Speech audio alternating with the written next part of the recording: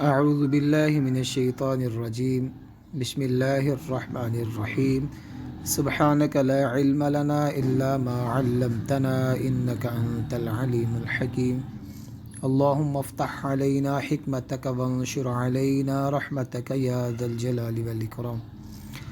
السلام علیکم ورحمۃ اللہ وبرکاتہ۔ ہم آپ کو فیضان علم چینل میں خوش آمدید کہتے ہیں۔ ہمارا سلسلہ مدنی قاعدہ اور آج اس کا لیسن نمبر 5 ہم ریکارڈ کرنے جا رہے ہیں۔ سبق شروع کرنے سے پہلے آپ سے گزارش ہے کہ ہمارے چینل کو سبسکرائب کیجئے، ویڈیو کو لائک بھی کیجئے، شیئر بھی کیجئے اور بیل آئیکن کو بھی ضرور پریس کر لیجئے تاکہ جیسے ہی ہماری کوئی ویڈیو اپلوڈ ہو تو آپ کو اس کا نوٹیفیکیشن مل جائے۔ آج کے سبق میں ہم پڑھیں گے تنوین کسے کہتے ہیں، تنوین والے حرف کو کیا کہتے ہیں اور تنوین کے حجے کس طرح کیے جاتے ہیں۔ یہ آج مختصر سا اس کا خلاصہ ہم پڑھیں گے۔ بسم اللہ الرحمن الرحیم۔ تنوین کسے کہتے ہیں؟ دو زبر، دو زیر، دو پیش کو تنوین کہتے ہیں۔ دو زبر، دو زیر، دو پیش کو تنوین کہتے ہیں۔ منون کسے کہتے ہیں؟ جو کویسچن نمبر 2 ہے یہاں پہ، منون کسے کہتے ہیں؟ تو آپ یہاں دیکھ سکتے ہیں جس حرف پر تنوین ہو اس کو منون کہتے ہیں، یعنی کہ جس حرف پر دو زبر ہو، نیچے دو زیر آ جائے یا اوپر دو پیش ہو تو اس حرف کو منون کہتے ہیں۔ تنوین والے حرف کو منون کہتے ہیں۔ نون ساکن کی آواز، یعنی کہ تنوین میں نون ساکن کی آواز آتی ہے تو اس کے بارے میں ہم پڑھتے ہیں۔ تنوین اصل میں نون ساکن ہوتا ہے جو کہ کلمے کے آخر میں آتا ہے، اس لیے جو تنوین کی آواز ہے وہ نون ساکن کی طرح ہوتی ہے۔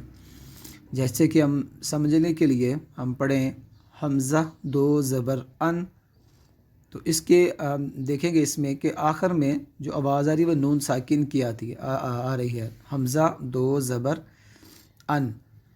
اور اگر ہم پڑھیں حمزہ زبر نون ان تو دونوں کی آواز ہم دیکھیں گے تو بالکل سیم ہے، ایک طرح کی ہی ہے۔ فرق یہ کہ ہم نے حمزہ پر دو زبر پڑھی اور حمزہ زبر نون ان پڑھا۔ یہاں پہ ہم نے حجہ کیا، حمزہ زبر نون کو ساتھ ملایا تو ان بنا، اور جب کہ تنوین والے حرف کو ہم نے پڑھا حمزہ دو زبر ان، تو آپ نے ملاحظہ کیا کہ تنوین کی آواز اور نون ساکن کی آواز بالکل سیم ہوئی جب ہم نے حجے کیے، حمزہ دو زبر ان اور حمزہ زبر نون ان، دونوں کی آواز بالکل ایک جیسی ہی ہوئی۔ تو اس لیے تنوین کے آخر میں جو نون ساکن آتا ہے اس کی آواز بھی نون ساکن کی طرح ہوتی ہے۔ نون ساکن کلمے کے آخر میں آتا ہے، اس لیے جو تنوین کی آواز ہے وہ نون ساکن کی طرح ہی ہوتی ہے۔ اب حجوں کا طریقہ، اس کے ہم حجے کس طرح کریں وہ یہاں پہ انہوں نے بتایا ہے۔ میم دو زبر من، میم دو زیر من، میم دو پیش من، تو یہ بن گیا من من من، من من من، من من من۔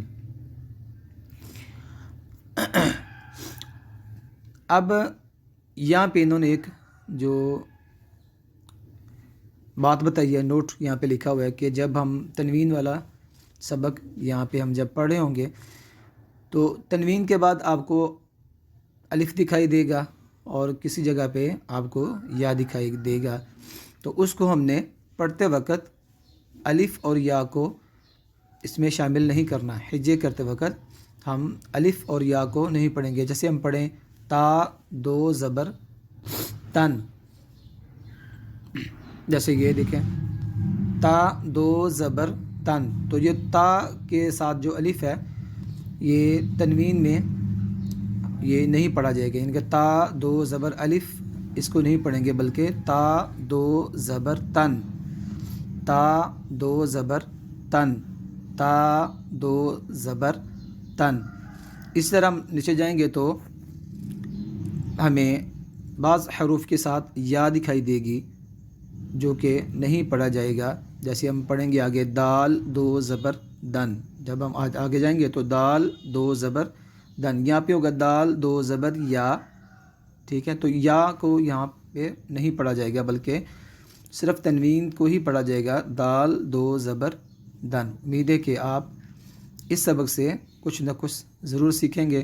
ویڈیو اچھی لگے تو لائک بھی کیجیے اور اپنی قیمتی آراء سے ہمیں کامنٹ باکس میں ضرور آگاہ کیجیے تاکہ ہم اس میں مزید بہتری لے کے آ سکیں. السلام علیکم ورحمۃ اللہ وبرکاتہ.